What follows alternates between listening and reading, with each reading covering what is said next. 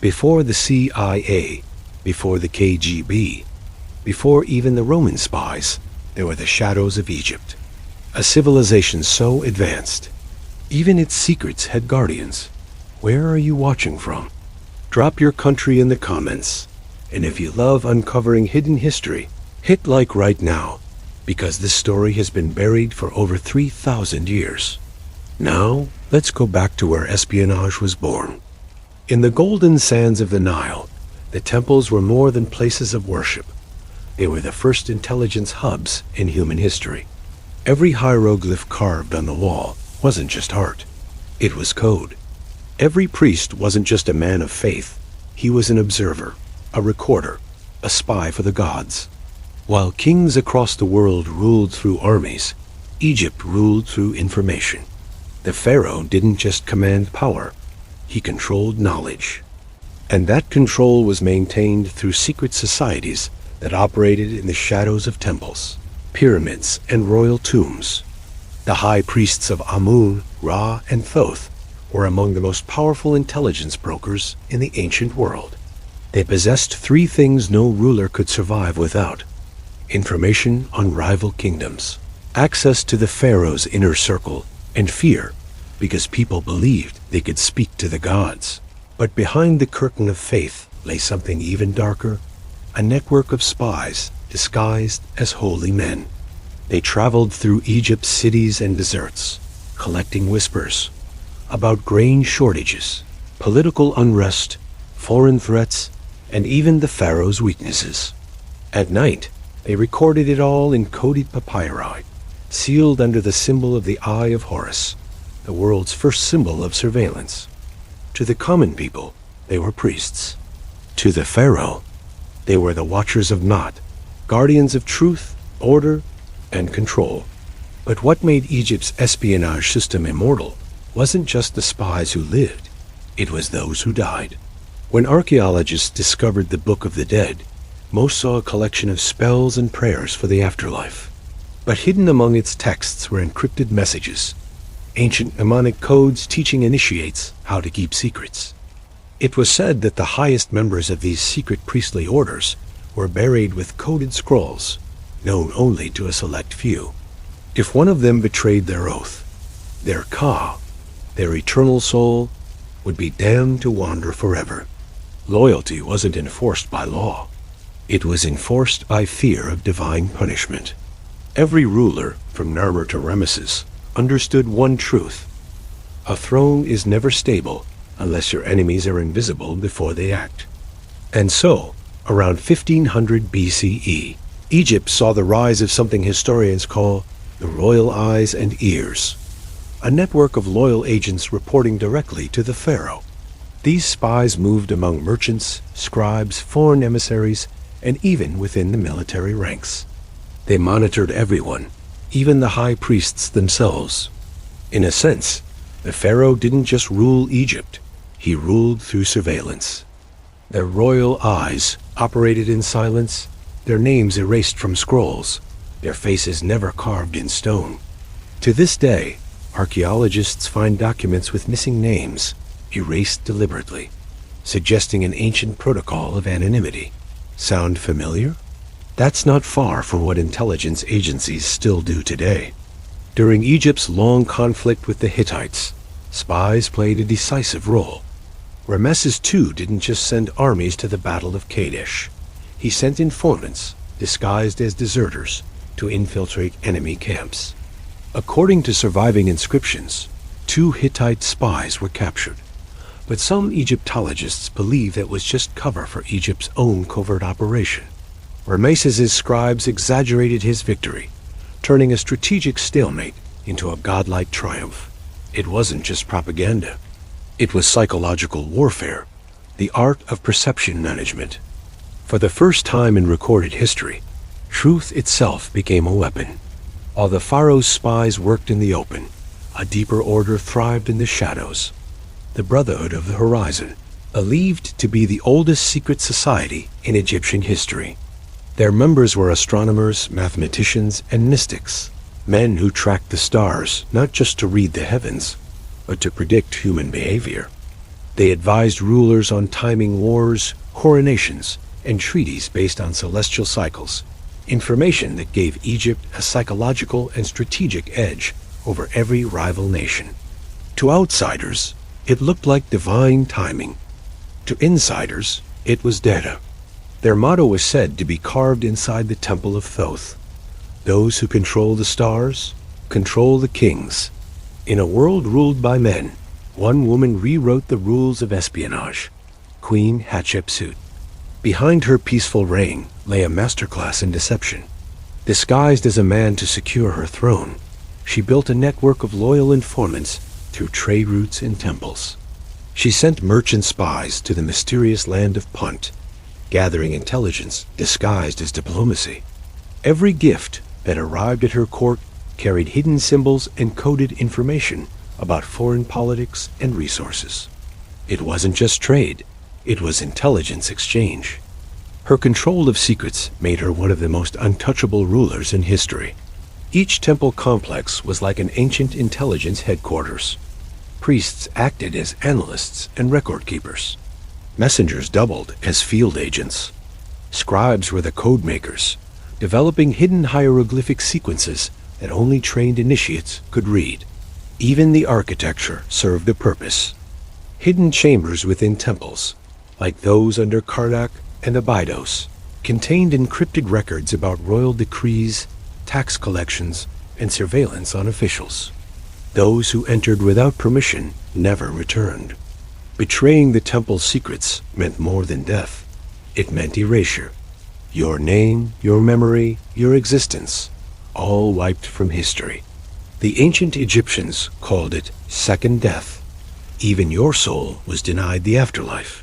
Your bay could no longer find its way to the stars. This punishment wasn't metaphorical. It was the original form of blacklisting, and it kept the spy networks loyal for millennia. When Greece and Rome rose to power, their scholars studied Egypt, not just for science and architecture, but for its system of control.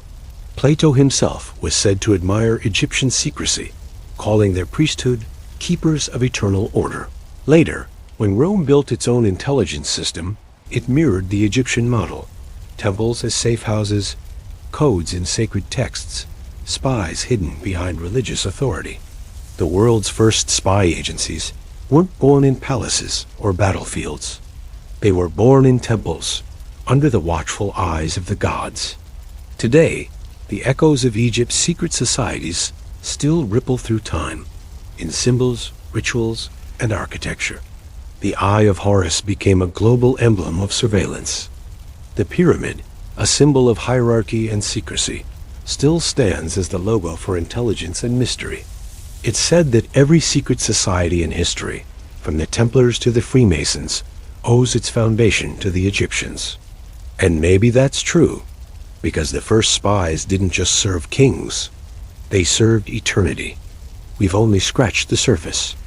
Now, we'll uncover how these secret orders survived the fall of Egypt, and how their knowledge passed into the hands of Greek philosophers, Roman generals, and later, the Vatican's own hidden spies. When Egypt fell, its secrets didn't die. They simply moved underground. If you think ancient Egypt's mysteries ended with the pyramids, think again. Like this video right now, because what you're about to see reveals how the first spies of history shaped the entire intelligence world for thousands of years. When Egypt's power began to crumble around 1000 BCE, its secret orders, the priests, the watchers, and the astronomer spies didn't vanish. They adapted. Many priests fled south into Nubia, others east into Canaan, carrying scrolls, coded symbols, and forbidden knowledge of the gods. But some went west, to Greece, and that's where espionage, as we know it, evolved. The Greeks didn't just copy Egypt's art and philosophy. They copied its secrecy system. Plato's idea of the guardians, wise protectors of the state, wasn't entirely his creation.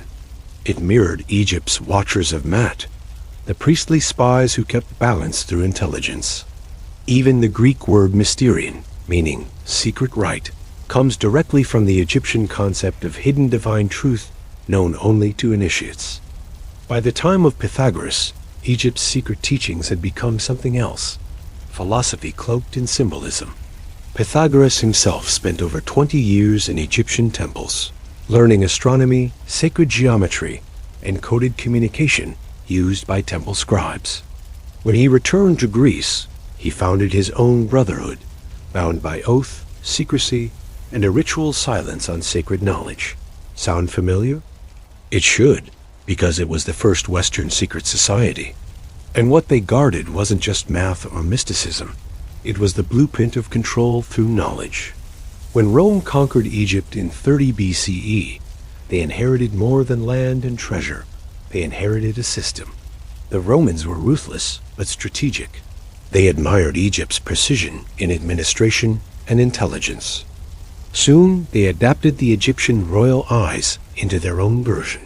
The frumentari, agents disguised as couriers and merchants, who reported directly to the emperor.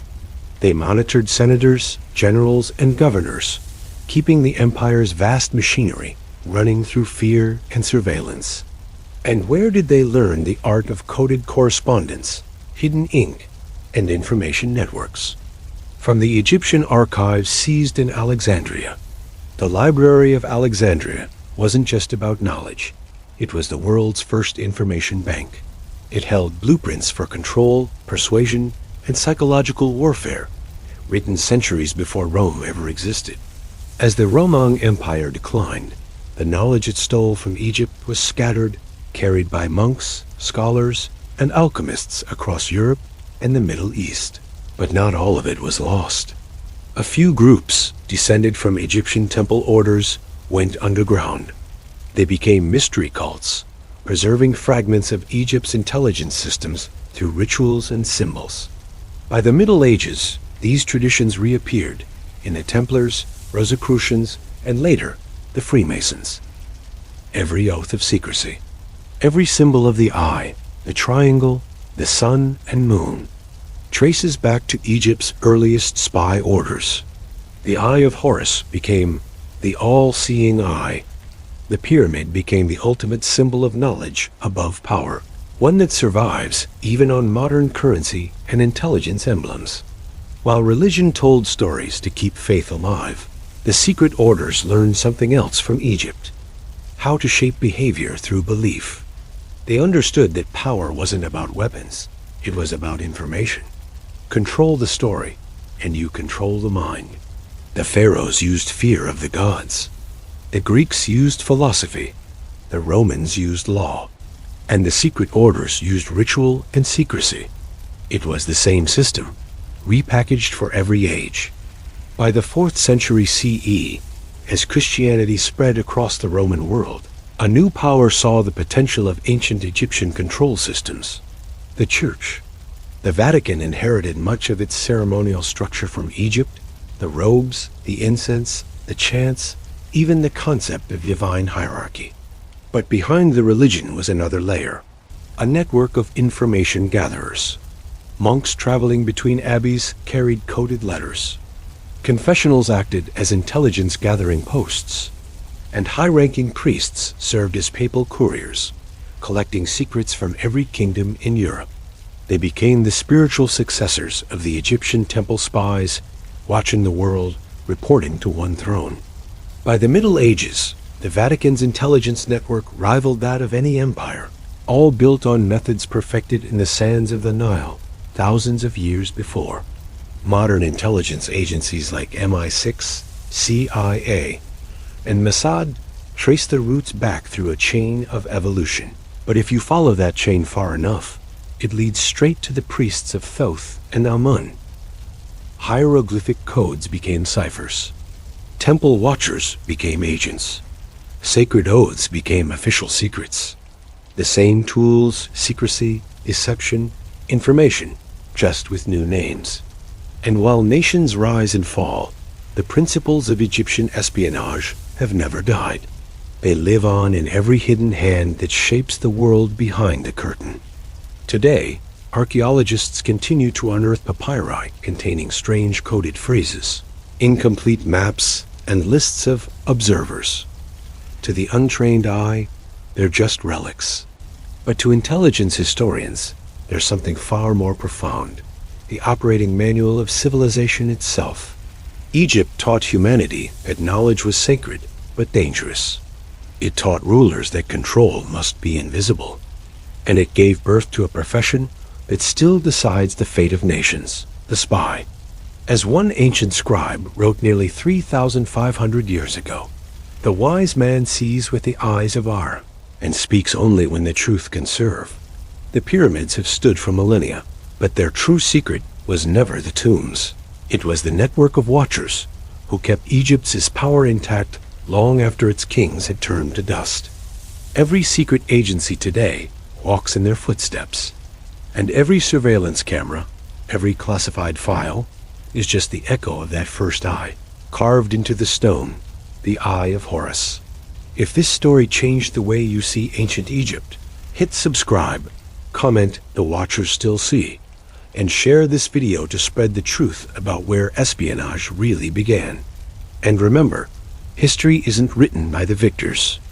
It's written by the spies who kept them in power.